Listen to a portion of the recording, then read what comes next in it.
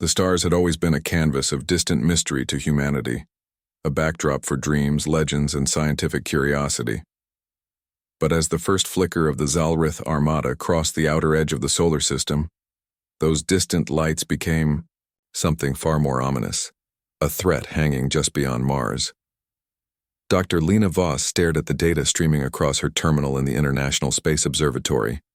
Something massive was moving fast. At first, the reading seemed like a glitch, clusters of energy signatures that defied any known pattern. Then the shapes began to form, immense, geometric shapes moving in unison, dwarfing even the largest, human-made ships. "It's not an asteroid field," she whispered, voice trembling. "It's a fleet." On Earth, governments received the news in hurried, secret meetings. Satellite operators lost contact with dozens of key relay points. The world's communication grid began to flicker and fail as an invisible pulse radiated through the magnetosphere, shutting down satellites one by one. Phones went silent, radios went dead, and panic whispered through the streets. The Zalrith were not subtle. Their first act was a calculated strike on Earth's eyes in the sky, blinding humanity's defenses before the invasion began. From their vantage point in orbit, a fleet of sleek black ships spread like a shadow over Earth, waiting for the moment to strike. Major Caleb Reyes watched the unfolding crisis from the command center beneath the Nevada desert. His military experience told him this was unlike any invasion humanity had prepared for. No warning shots, no diplomatic demands, just cold clinical sabotage. The pulse that had taken down satellites was unlike anything in human arsenals. It was precise, surgical, and terrifyingly efficient. "Do we have an origin for that pulse?" Caleb asked the lead technician. The technician shook his head. "It's not from any known technology. It's almost like it's alive, responding in real time."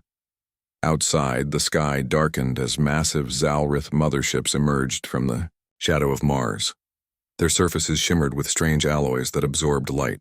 They hung like predators waiting for the kill. Humanity was unprepared but not defeated.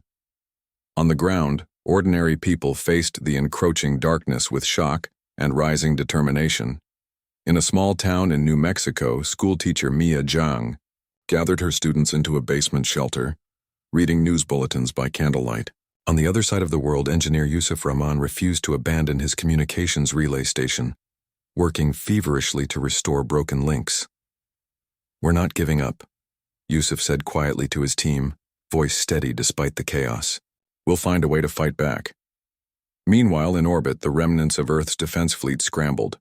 The century-old warships, retrofitted with the latest technology, were no match for the alien vessels in raw power, but their crews were fierce and determined. Fighter pilots like Captain Ava Moreno prepared to engage, knowing their chances were slim but unwilling to let humanity fall without a fight. The Zalrith launched their first strike just hours later. A concentrated beam of energy tore through the atmosphere, targeting communication hubs and power plants. Cities flickered, some plunged into darkness, others engulfed in controlled destruction meant to break morale.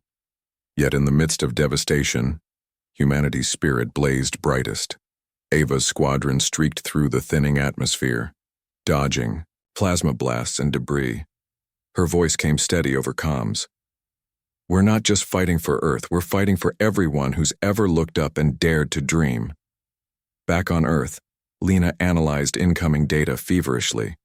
Amid the alien technology, she spotted something strange, a pattern in their attack rhythm, subtle fluctuations that suggested vulnerability. "Major Reyes, I think I found something," she called, voice tense with urgency. "Their weapon systems overheat when firing in rapid succession. If we can exploit that," Caleb cut in sharply, "then we'll have to hit fast, hit hard, and force them to overuse their weapons." The room erupted into a whirlwind of plans, strategies, and desperate hope. Humanity was facing extinction, but it was refusing to go quietly. Outside, the black ships loomed closer to Earth's orbit.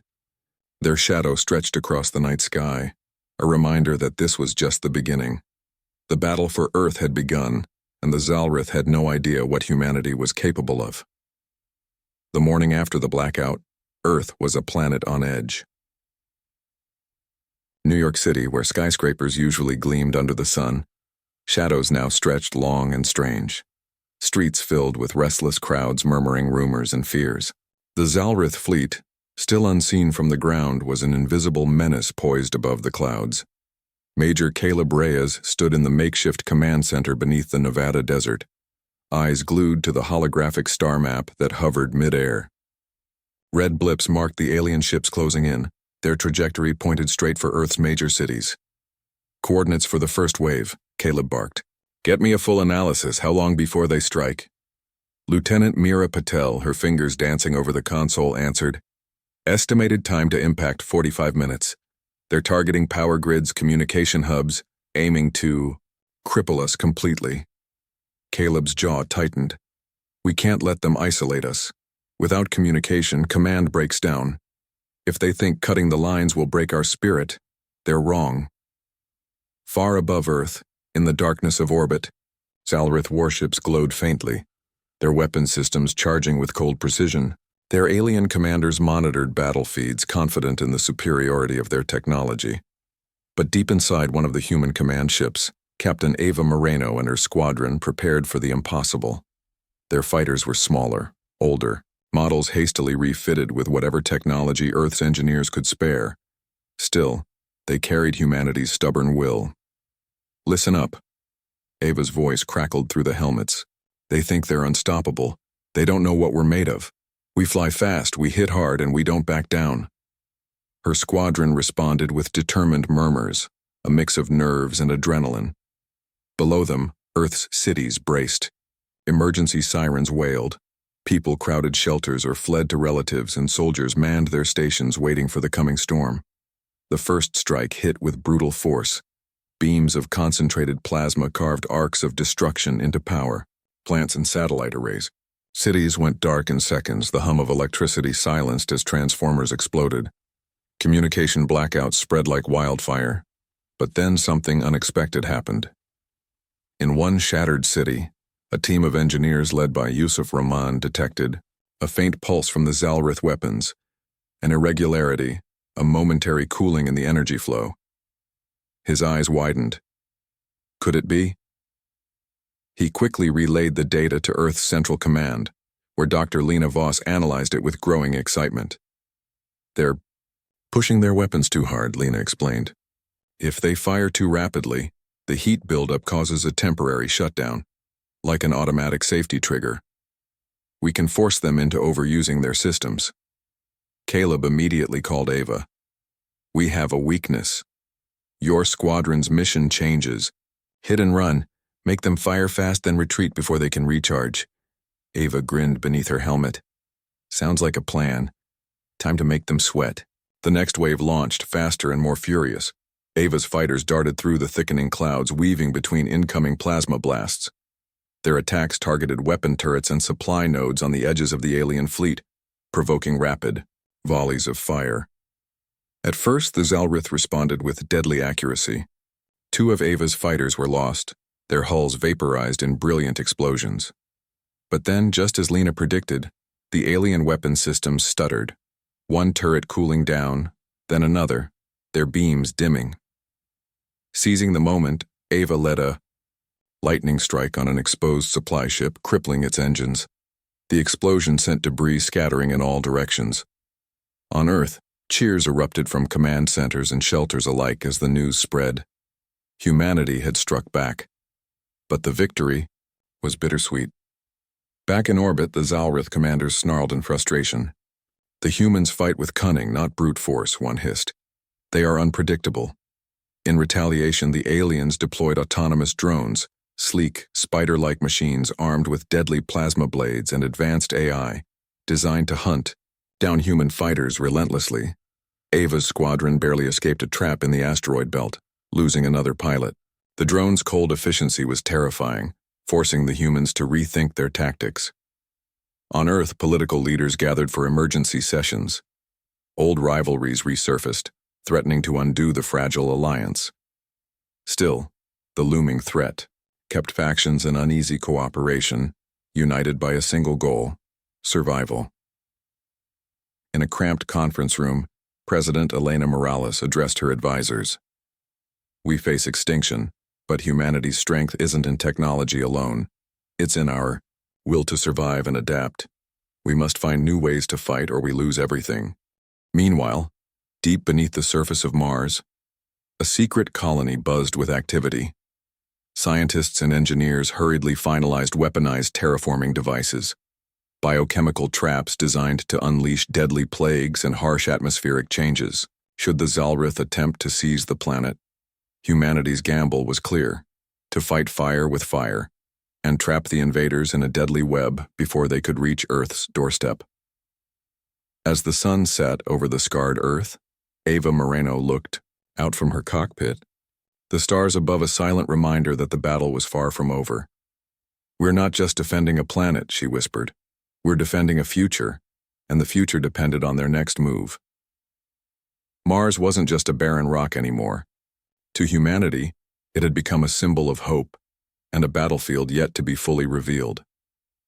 Deep beneath the rust-colored surface, in sprawling underground colonies carved out over decades, scientists and engineers worked tirelessly. They were racing against time to prepare the Red Planet for the inevitable. Dr. Lena Voss stood in the command room of the largest Martian settlement, Olympus Base. Outside the thick reinforced windows, the cold Martian wind swept over dust dunes, but inside the base, heat lamps and life support systems kept the air warm and breathable. "We can't let the Zalrith take Mars," Lena said firmly to the gathered leaders. "If they gain control here, they'll use it as a launch pad for Earth's final conquest." Her words were met with grim nods. Mars represented the front line. If humanity lost the Red Planet, Earth's defenses would crumble. In orbit, the alien armada had begun their slow advance toward Mars. Huge warships, their surfaces reflecting the red glow of the planet below, started deploying smaller craft, dropping probes, scouts, and drones to survey and destabilize the Martian colonies.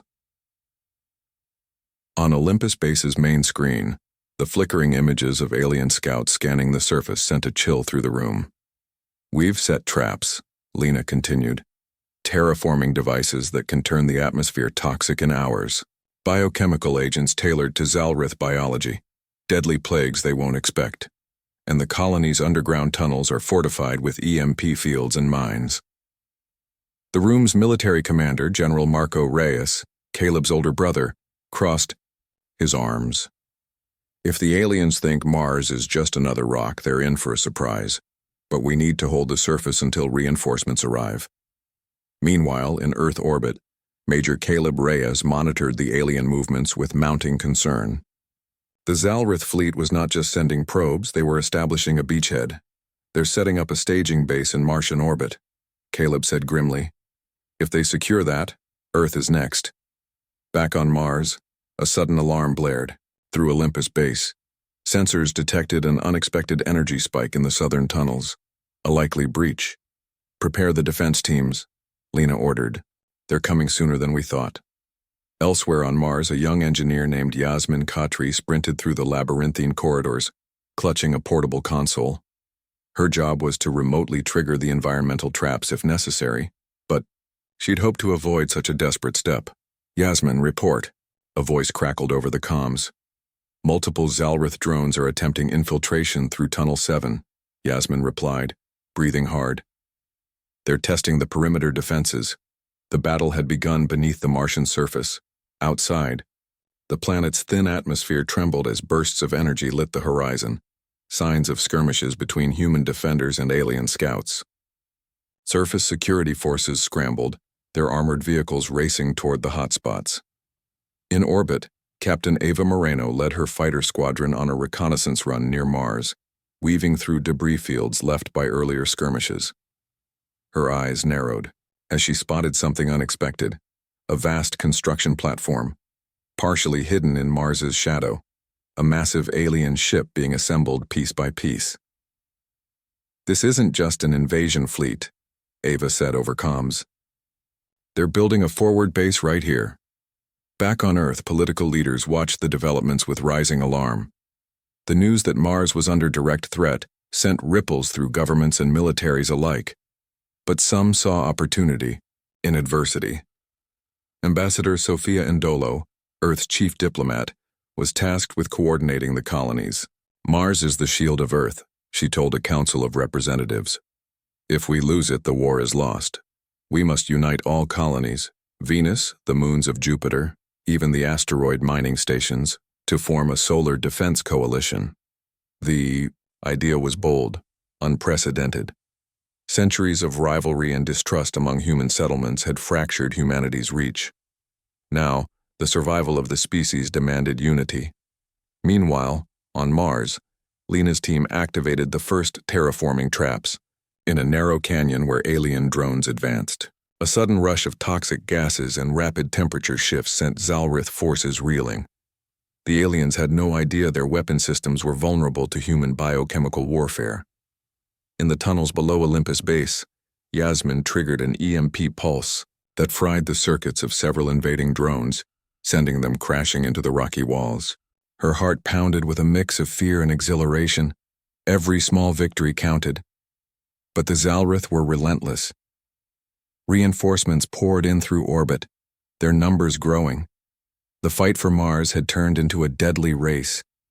Could humanity hold the planet and its deadly traps long enough to prepare Earth's defenses for the final assault? On her fighter's dashboard, Ava glanced back at the glowing red surface of Mars. "This is where the future will be decided," she said softly. "For Earth, for all of us." And above the red horizon, the black shapes of the Zalrith fleet loomed closer, unaware that humanity was ready, not just to defend, but to strike back with cunning and courage. The conference room was a storm, waiting to erupt. Under the vaulted ceiling of the United Earth Coalition headquarters, representatives from Earth's nations and its scattered colonies gathered. The air was thick with tension. Decades of distrust, rivalries, and old wounds simmered beneath every polite greeting and practiced smile. President Elena Morales stood at the podium, her face calm, but her eyes sharp. She addressed the assembly, with the weight of humanity's survival on her shoulders. "We face an unprecedented threat," she began, voice steady. "The Zalrith fleet grows stronger by the day. Mars is under siege. Earth's defenses alone cannot hold them back." Her words echoed through the chamber, but responses varied. Ambassador Rykov of the Lunar Republic leaned forward, voice cold. "Earth demands unity, yet it has ignored the colony's pleas for resources for decades. Now, when help is needed most, Earth expects loyalty?" From the far side, Governor Nalini from the Titan settlement shot back, "The outer colonies have been expendable in Earth's eyes. Why should we risk everything for a planet that sees us as liabilities?" Murmurs erupted as alliances and resentments spilled into the open. Years of isolation and political neglect threatened to unravel the fragile coalition before the war even reached its climax. President Morales raised her hand. "This is no time for division. We must form a solar defense coalition, pooling resources and command structures. Our survival depends on it." The room fell into a tense silence, broken only by the hum of overhead projectors cycling through military satellite footage and alien fleet trajectories. In a quiet corner, Ambassador Sophia Indolo watched the fracturing debate with concern. She had spent years navigating diplomatic minefields between Earth and its colonies, but this war pushed every relationship to its breaking point. She turned to her aide, whispering, "If we can't hold this together, the Zalrith will divide and conquer us all." Meanwhile, thousands of kilometers away, Major Caleb Reyes sat in a secure communications bunker, monitoring the heated conference via live feed. The political infighting frustrated him. Lives hung in the balance, and the bickering threatened to undermine every sacrifice made on the battlefield. He exchanged a terse message with his brother Marco, who was leading Martian defenses. "Caleb, the politicians are tearing us apart. How's Mars holding?" Marco. "Barely. Supplies running low. Morale weak. We need reinforcements soon." Caleb clenched his fists. The human cost of disunity was becoming impossible to ignore. Back on Mars, the battles raged with increasing intensity. Zalrith forces adapted quickly to human traps, deploying heavy siege units and orbital bombardments to flush defenders from underground tunnels. Inside Olympus Base, Dr. Lena Voss coordinated defense strategies, her voice calm but urgent as she directed teams through the chaos. "Seal the eastern tunnels, redirect power to the EMP grid," she commanded. "We hold this position at all costs." In the midst of the struggle, Yasmin Khatri, the young engineer who had triggered the first EMP pulse, found herself trapped when a corridor collapsed during an alien attack. Dust choked the air, and her comlink crackled with static. "Base, this is Yasmin. I'm stuck in Tunnel 9, East Quadrant. Request immediate extraction." "Copy that, Yasmin," came the reply. "Hold your position. Help is on the way." Minutes stretched like hours as Yasmin scrambled for air, her mind racing through emergency procedures. Her heart pounded, but her resolve hardened. Survival wasn't just about endurance. It was about fighting smarter. Above her, the battle in orbit took a dangerous turn. Captain Ava Moreno's squadron intercepted a new wave of Zalrith drones, more numerous, faster, and equipped with adaptive AI. The drones quickly learned human tactics, forcing the squadron into a desperate retreat. "Pull back, regroup at Delta Point," Ava ordered, dodging laser blasts that seared the void. The fight was brutal. Human ships were outnumbered, and losses mounted. But Ava refused to give ground. "We don't quit," she radioed. "We fight to the last pilot if we have to." Back on Earth, the fractured alliance began to show signs of hope. Ambassador Ndolo convened a secret meeting with key delegates from the colonies, away from the public eye and political posturing. "We all want the same thing," she urged. "Survival. Unity isn't just a political ideal, it's a necessity. If we don't stand together, none of us will survive." Slowly, the tide of distrust began to shift. Plans were drafted for joint military command, shared intelligence, and coordinated supply routes. The colonies pledged fighters, engineers, and resources to Earth's defense, and Earth agreed to increase aid and support. It was fragile, like a glass thread stretched thin, but it was progress. In the quiet aftermath of the meeting, Lena Voss reflected on the fragile alliance. The war was no longer just fought in space or on Mars, it was fought in hearts and minds. "Humanity's greatest weapon isn't technology," she said to Marco during a private call. "It's our ability to come together, even when everything tries to pull us apart." Marco nodded. "Then we better make sure we're ready. The Zalrith won't wait." As night fell over Earth and Mars alike, the dark shadow of war stretched across the solar system.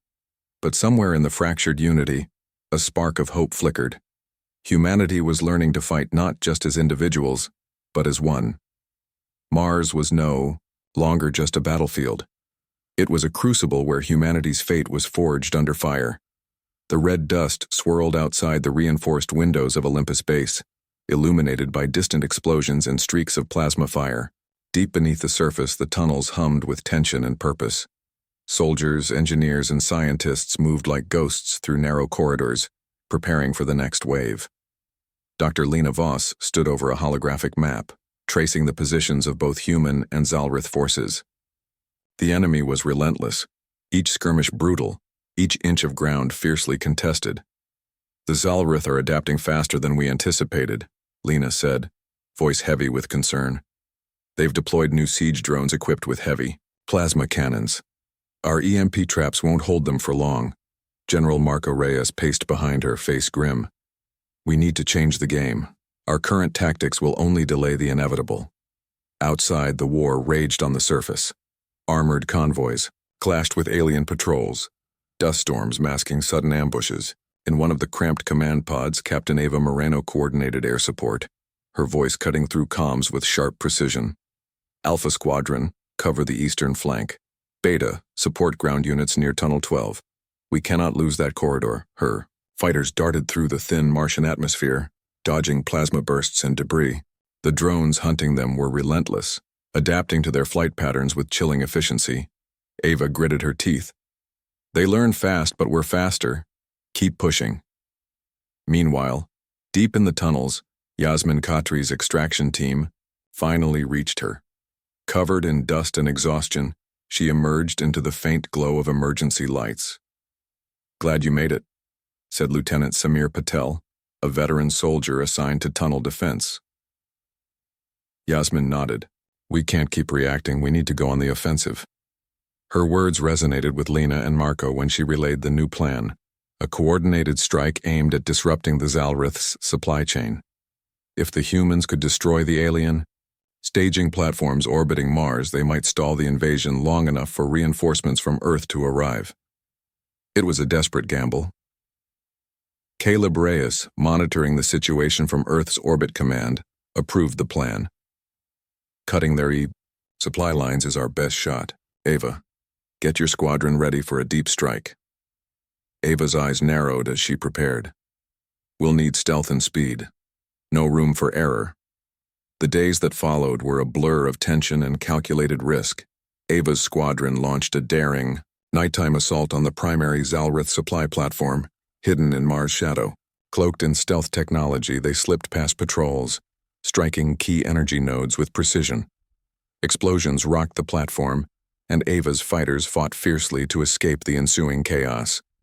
They lost 2 ships, but managed to cripple the supply hub. Back on Mars, the alien forces faltered. Supplies dwindled, communications faltered, and their assault slowed. But the cost was high. Human casualties mounted, and the brutal fighting wore down even the most hardened soldiers. In the quiet moments between battles, Lena walked the tunnels, visiting injured soldiers and reassuring scientists. The strain was visible on every face. Why? Do we keep fighting? A young recruit asked her once. Lena smiled softly. Because giving up means losing everything. Our homes, our families, our future. Meanwhile, tensions within the human alliance simmered. The fragile unity forged in political halls was tested in the trenches. Supplies meant for Titan arrived late. Communication delays caused confusion in joint operations. Frustrations boiled over. During a rare moment of respite, Ambassador Sofia Ndolo confronted President Morales privately. Our people need more than speeches, Sofia said quietly. They need real action, real support. Otherwise, this alliance will crumble. Under pressure. Elena sighed. I know, we're doing what we can, but Earth's resources are stretched thin. The weight of leadership was a heavy burden. As the battle for Mars deepened, so did the resolve of those who fought. One night, under the pale light of Phobos, Ava and her squadron gathered briefly before their next mission. We fight not just for Mars, but for Earth, for everyone who believes in tomorrow, Ava said. Her squadron nodded, eyes burning with determination, because in the shadow of the alien fleet, humanity's greatest strength was not their weapons, but their unyielding spirit. The fight was far from over. Mars trembled beneath the weight of war. The alien siege pressed harder with every passing day. The Zalrith unleashed new horrors. Titan-class war machines the size of buildings lumbering across the red plains, battering human defenses with relentless firepower. Their plasma cannons burned swaths of dust and rock, and their drones swarmed like locusts, overwhelming the human front line. Inside Olympus Base, the atmosphere was taut with exhaustion and determination. Soldiers patched wounds, scientists calibrated, weapons and leaders prepared for what might be humanity's most desperate hour. Dr. Lena Voss stood over the strategic map again, her fingers tracing the expanding shadow of Zalrith control. We can't hold every tunnel, she admitted, but if we can hold the central hub, we buy time. General Marco Reyes nodded grimly. Then we prepare a trap. Ava Moreno's squadron returned from a grueling mission to find fresh orders, waiting. They were to escort a convoy carrying experimental weapons to Olympus Base, a dangerous task through territory crawling with enemy patrols. As Ava suited up, she caught a glimpse of Yasmin Khatri, the young engineer who had become a symbol of resilience among the defenders. Yasmin was checking her own equipment, nerves barely concealed beneath steely resolve. You ready? Ava asked, offering a rare smile. Yasmin nodded. We don't have a choice.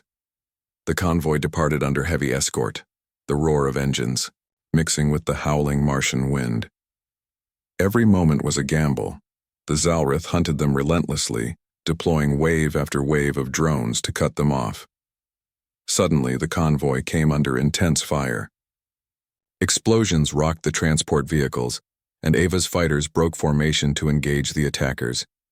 Lasers streaked through the crimson sky, and the sound of detonations echoed across the barren landscape. During the chaos, a massive war machine emerged, a towering beast of metal and plasma crushing everything in its path. "Focus fire on the war machine," Ava ordered. "Beta Squad, keep the transports moving." The battle was brutal. Fighters fell one by one as the war machine's shields absorbed salvo after salvo. Yet with coordinated strikes and desperate maneuvers, Ava's squadron finally breached its defenses. Ava called out, voice steady despite the adrenaline. "Now, fire everything!" The war machine shuddered and collapsed in a thunderous explosion, sending shockwaves through the battlefield. But the victory was costly. 2 of Ava's pilots did not return.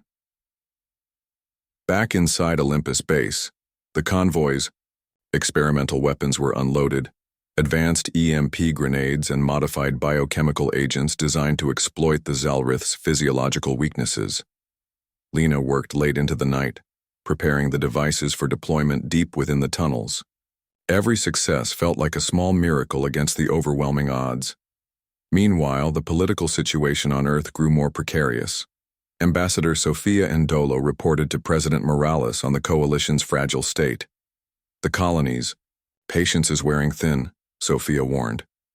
"If we don't show progress soon, some may consider surrender or worse." Elena's face was etched with fatigue. "We will not surrender. Humanity's future depends on Mars." On Mars, word of the convoy's success spread quickly, boosting morale. Yet the human defenders knew this was just a momentary reprieve. The Zalrith launched a massive assault on the central hub, the heart of Olympus Base's defenses. The tunnels shook as plasma fire tore through the rock, and alarms blared in endless warning. General Marco Reyes coordinated the defense with cold efficiency. "Hold the line at all costs. If the hub falls, we lose Mars." Amid the chaos, Yasmin volunteered for a critical mission: to manually deploy the biochemical traps deep within the enemy's advance paths. "It's too dangerous," Lena protested. "We need you here." Yasmin's eyes burned with fierce determination. "If we don't stop them here, there won't be a here." With little time, she was fitted with protective gear and dispatched with a small escort. The tunnels were dark and treacherous, every step shadowed by the threat of ambush. As the enemy closed in, Yasmin and her team navigated tight passages, planting the biochemical charges with trembling hands. The air grew thick with tension. Suddenly, a scout drone detected their presence. An alarm blared. "Move! Move!" Yasmin shouted. The team raced against time, narrowly escaping as the traps activated, deadly clouds of engineered toxins spreading rapidly through the tunnels. Back at Olympus Base, the effects were immediate. Alien forces faltered, their assault disrupted. But Yasmin's team paid a heavy price. Several soldiers fell and Yasmin herself was injured, clutching her side as she limped back to safety. In the aftermath, as the dust settled, Lena tended to Yasmin's wounds. "You saved us all," she said softly. Yasmin smiled weakly. "We all did. Together." Above them, the battle for Mars had reached a turning point. Humanity had sacrificed much, but now they held the line, and far above, Captain Ava Moreno prepared for the next phase, the assault that would determine whether Mars would remain humanity's bastion or fall to the shadows. The crimson sky above Mars was aflame with war. Every inch of the red planet had become a battlefield, scarred by relentless bombardments and ground combat that stretched from the frozen poles to the dusty equator. Olympus Base stood battered but unbroken, a beacon of humanity's desperate hope. Inside the command center, Dr. Lena Voss and General Marco Reyes prepared for the final phase of their strategy. Reinforcements from Earth and the colonies had finally arrived, their ships forming a protective ring in orbit, their ground troops ready to push back the alien invaders. "We have one shot at this," Lena said, eyes locked on the holographic battlefield. If we don't break their grip now, Mars and Earth are lost. Marco's voice was grim but resolute. This is where we fight for everything. Meanwhile, in the orbital command deck, Major Caleb Reyes coordinated the fleet's movements. His younger brother Marco's fate, and the fate of Mars, rested on his decisions. Deploy fighters in support of the ground assault, Caleb ordered. Keep the Zalrith off balance. We have to disrupt their supply ships before they regroup. Captain Ava Moreno led the assault squadron, nerves taut but focused. This is it, Ava said to her pilots. Push hard, strike fast. Mars needs us. The battle began with a violent roar. Human warships surged through Martian orbit, clashing with the Zalrith fleet in a deadly ballet of laser fire and missile barrages. Fighters darted through the chaos, engaging alien ships twice their size. On the surface, the ground forces launched a coordinated assault to reclaim lost tunnels and bases. Soldiers charged through the dust, supported by armored mechs and plasma artillery. Yasmin Khatri, still recovering but determined, joined a squad tasked with disabling an alien command relay. Her knowledge of Zalrith technology proved invaluable. Let's shut down their comms, she said, fingers flying over her portable console. Without coordination, they're blind. The relay exploded in a brilliant flash, cutting off vital alien communications. Elsewhere, Lena coordinated the deployment of biochemical traps and EMP bursts, turning the tunnels into death traps. The tide of battle shifted. Zalrith forces faltered, their lines breaking under coordinated human fire. But the aliens were desperate. Their flagship, a colossal warship dubbed the Doombringer, descended into Martian atmosphere, unleashing devastating bombardments on human positions.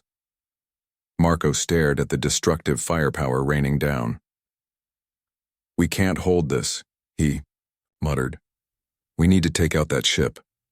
Caleb's voice crackled over the comms.